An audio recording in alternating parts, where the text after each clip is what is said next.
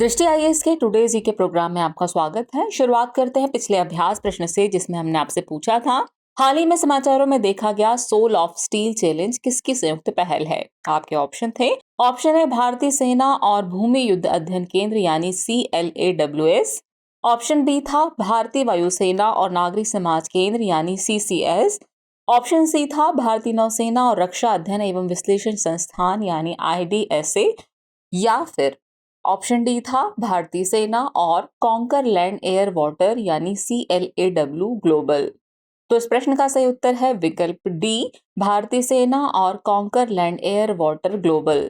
आप में से कई व्यूअर्स ने इस प्रश्न का एकदम ठीक जवाब दिया है। इसी तरह अपने सुझाव, प्रतिक्रिया और जवाब हमें भेजते रहिए, हमें इसका इंतजार रहता है। चलिए बाकी की बात को एक्सप्लेनेशन से समझते हैं।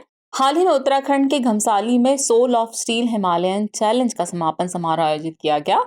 Soul of steel Himalayan challenge भारतीय सेना और कॉन्कर लैंड एयर वाटर यानी CLAW ग्लोबल की एक संयुक्त पहल है, इसलिए विकल्प डी सही है। यह अपनी तरह का पहला अनूठा अभियान है जिसे गढ़वाल हिमालयी सीमावर्ती क्षेत्रों के इलाके में आयोजित किया गया। इसका उद्देश्य केंद्र की वाइब्रेंट विलेज योजना के तहत सीमावर्ती गांवों से पलायन को रोककर यहां की पर्यटन क्षमता को बढ़ाना और लोगों के लिए आय का सृजन करना है। इस प्रशिक्षण के अंतिम चरण के लिए अमृतगंगा ग्लेशियर में पूरे भारत के 23 युवाओं के साथ भारतीय सेना और CLAW ग्लोबल के प्रशिक्षकों वाली टीम को शामिल किया गया था।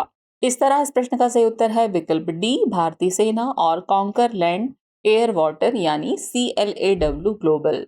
चलिए अब शुरुआत करते हैं आज के एपिसोड की। तो आज के एपिसोड का पहला प्रश्न है, हाल ही में किसके द्वारा ग्रीन बिल्डिंग परियोजनाओं में LEED 0 प्रमाणन जारी किया गया है। आपके ऑप्शन है ग्रीन ग्लोब प्रमाणन, ग्रीन बिजनेस ब्यूरो और the institute for green business certification, safer choice, या फिर US ग्रीन बिल्डिंग काउंसिल यानी USGBC और ग्रीन बिजनेस सर्टिफिकेशन इंक यानी GBCI। तो इस प्रश्न का सही उत्तर है विकल्प D, US green building council और ग्रीन बिजनेस सर्टिफिकेशन इंक। चलिए एक्सप्लेनेशन से आगे की बात को समझते हैं। हाल ही में भारत लीड 0 ग्रीन बिल्डिंग परियोजनाओं में एक अग्रणी देश के रूप में उभरा है। बता दें कि लीड 0 प्रमाणन US ग्रीन बिल्डिंग काउंसिल और ग्रीन बिजनेस सर्टिफिकेशन इंक ने जारी किया है, इसलिए विकल्प डी सही है। इसमें कहा गया है कि भारत अमेरिका और चीन दोनों से बेहतर प्रदर्शन करते हुए लीड 0 प्रमाणन में वैश्विक नेता बन गया है। भारत में 73 लीड 0 प्रमाणित परियोजनाएं हैं, जो 150 से अधिक लीड 0 प्रमाणनों का 45% है। हरियाणा और तमिलनाडु इस प्रमाणन में सबसे आगे हैं। बता दें कि लीड 0 उन परियोजनाओं को मान्यता देता है जो कार्बन ऊर्जा, पानी या अपशिष्ट की श्रेणियों में शुद्ध, शून्य या शुद्ध सकारात्मक स्थिति तक पहुंच चुकी हैं। इस तरह इस प्रश्न का सही उत्तर है विकल्प D, US green building council और ग्रीन बिजनेस सर्टिफिकेशन इंक। अगला प्रश्न है, समाचारों में कभी कभी रहने वाली ग्रे रीफ शार्क की आयुसीय स्थिति क्या है। आपके ऑप्शन है endangered, near threatened, least concern या फिर वल्नरेबल। तो इस प्रश्न का सही उत्तर है विकल्प ए, इंडेंजर्ड। एक हालिया वैश्विक अध्ययन के मुताबिक प्रवाल भित्तियों में रहने वाली 5 सबसे आम शार्क प्रजातियों में 60% से 73% की गिरावट आई है। ये शोध ग्लोबल फिनप्रिंट प्रोजेक्ट नामक विश्वव्यापी सहयोग का परिणाम है, जिसे माइक्रोसॉफ्ट के संस्थापक और महासागर संरक्षणवादी पॉल जी एलन द्वारा वित्त पोषित किया गया था। यह शोध रीफ शार्क की 5 प्रमुख प्रजातियों कैरेबियन रीफ शार्क, नर shark, grey reef shark, black tip reef shark और व्हाइट टिप रीफ शार्क पर केंद्रित था। बता दें कि grey reef shark Indo Pacific में सबसे आम रीफ शार्क में से एक है। ये ईस्टर द्वीप के पूर्व में और दक्षिण अफ्रीका के पश्चिम में पाई जाती है। इसकी आयुसीय स्थिति एंडेंजर्ड है, इसलिए विकल्प ए सही है, यानी इस प्रश्न का सही उत्तर है विकल्प ए, एंडेंजर्ड। नेक्स्ट क्वेश्चन है, कभी कभी समाचारों में देखे जाने वाला INS वागीर है। आपके ऑप्शन है अरिहंत श्रेणी की पनडुब्बी, कलवरी क्लास पनडुब्बी, शिशुबार क्लास पनडुब्बी या फिर सिंधु घोष क्लास पनडुब्बी। तो इस प्रश्न का सही उत्तर है विकल्प बी, कलवरी क्लास पनडुब्बी। हाल ही में भारतीय नौसेना की अत्याधुनिक पनडुब्बी INS वागीर ने 19 जून से 22 जून तक कोलंबो की परिचालन यात्रा शुरू की है। ये यात्रा अंतर्राष्ट्रीय योग दिवस के 9वें संस्करण की स्मृति में शुरू हुई और यह ग्लोबल ओशन रिंग की थीम के अनुरूप है। बता दें कि INS वागीर का जलावतरण 12 नवंबर 2020 को हुआ था, वहीं इसका समुद्री परीक्षण 1 फरवरी 2022 को शुरू हुआ। यह एक कलवरी श्रेणी की पनडुब्बी है, जिसमें INS Kalvari, INS Khanderi, INS करंज, INS वेला और INS वागशीर जैसे पोत शामिल हैं, इसलिए विकल्प भी सही है। इसे मझगांव डॉक्स लिमिटेड द्वारा प्रोजेक्ट 75 के तहत बनाया गया है। यह anti surface warfare, anti submarine warfare, intelligence gathering, mine बिछाने और निगरानी मिशन सहित विविध मिशनों को अंजाम देने में सक्षम है। इस तरह इस प्रश्न का सही उत्तर है विकल्प बी, कलवरी क्लास पनडुब्बी। नेक्स्ट क्वेश्चन है, ये समुद्र तट भीतरकनिका मैंग्रोव को बंगाल की खाड़ी से अलग करता है और ओलिव रिडले कछुओं के लिए यह दुनिया का सबसे महत्वपूर्ण नेस्टिंग समुद्र तट है। उपयुक्त अनुच्छेद किस तट या बीच से संबंधित है?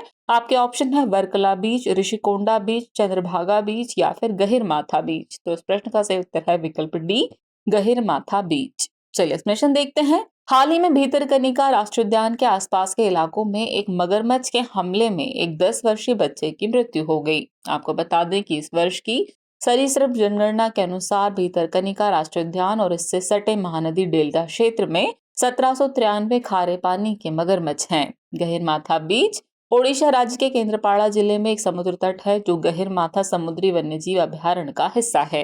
ये समुद्र तट भीतरकनिका मैंग्रोव को बंगाल की खाड़ी से अलग करता है। साथ ही ये ओलिव रिडले कछुओं के लिए दुनिया का सबसे महत्वपूर्ण नेस्टिंग तट है। इसलिए विकल्प डी सही है, यानी इस प्रश्न का सही उत्तर है विकल्प डी, गहिरमाथा बीच। नेक्स्ट क्वेश्चन है, हाल ही में समाचारों में रहा एक्स खान क्वेस्ट 2023 क्या है? आपके ऑप्शन है बहुराष्ट्रीय शांति स्थापना संयुक्त अभ्यास, भारत और किर्गिस्तान सेना अभ्यास, भारत और मलेशिया सेना अभ्यास या फिर भारत और इंडोनेशिया नौसेना अभ्यास। तो इस प्रश्न का सही उत्तर है विकल्प ए, बहुराष्ट्रीय शांति स्थापना संयुक्त अभ्यास। हाल ही में मंगोलिया में बहुराष्ट्रीय शांति स्थापना संयुक्त अभ्यास एक्स खान क्वेस्ट 2023 शुरू हुआ, इसलिए विकल्प ए सही है।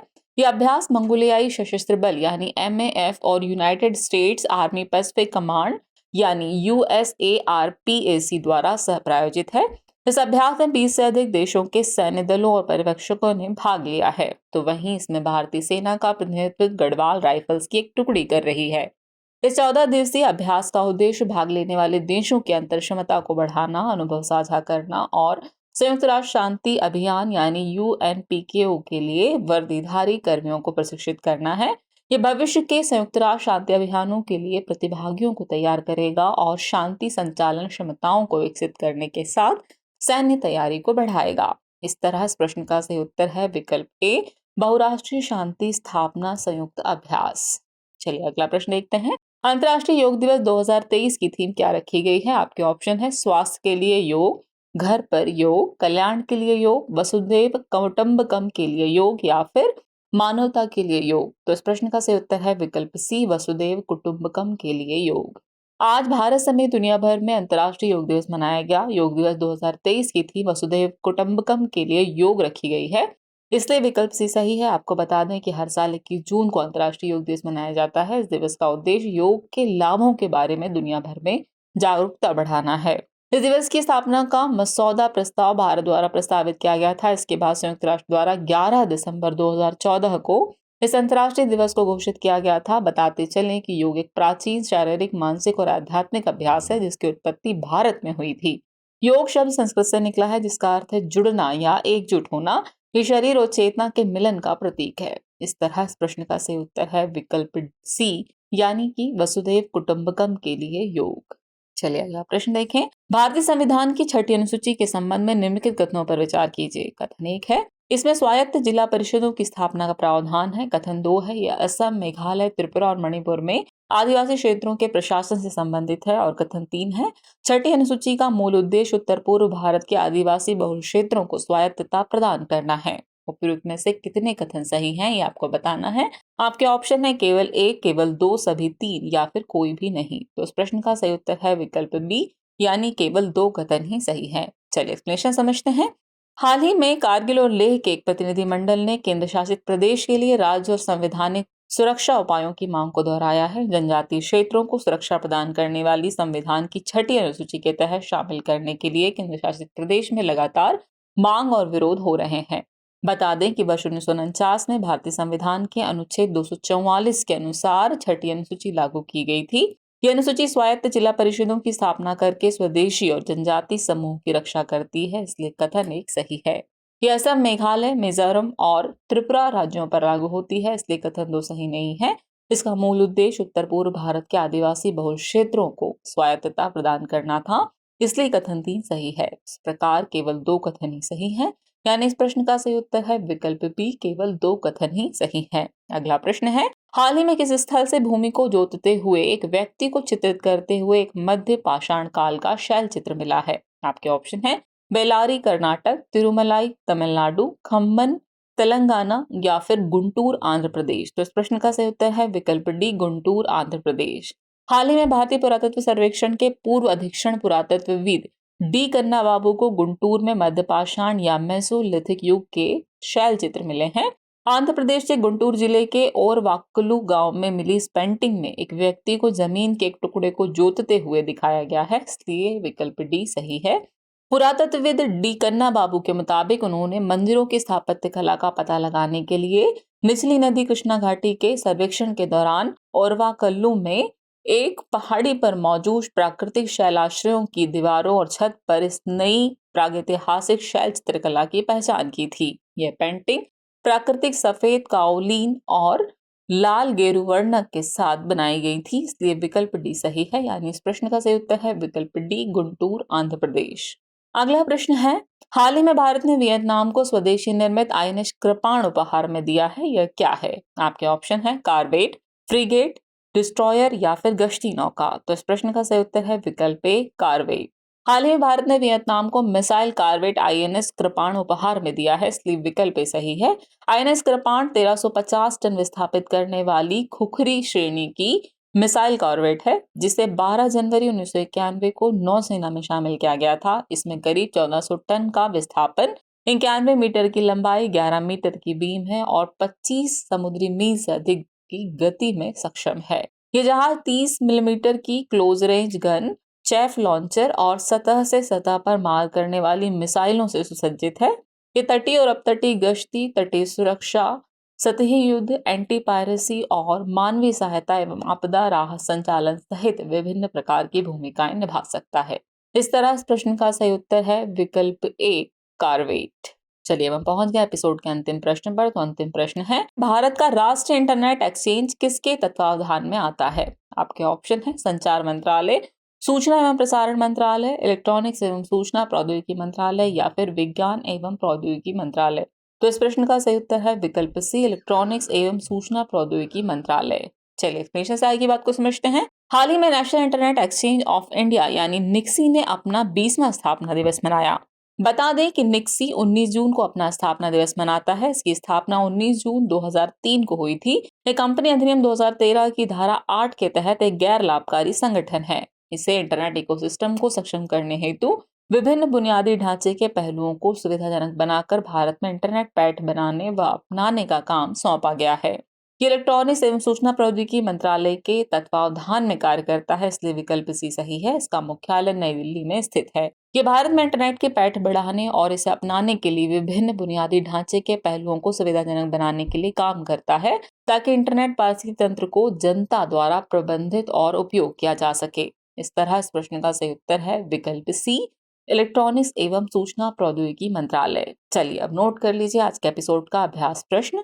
गांधी शांति पुरस्कार के संबंध में निम्नलिखित कथनों पर विचार कीजिए। कथन 1 है, वर्ष 2021 का गांधी शांति पुरस्कार गीता प्रेस गोरखपुर को प्रदान किया गया है। कथन 2 है, 1985 में भारत सरकार द्वारा स्थापित एक वार्षिक पुरस्कार है। उपयुक्त में से कौन सा ऐसे कथन सही है या फिर है? आपको यह बताना है। आपके ऑप्शन है ऑप्शन ए केवल 1, ऑप्शन बी केवल 2, ऑप्शन सी 1 और 2 दोनों, या फिर ऑप्शन डी न तो 1 और न ही 2।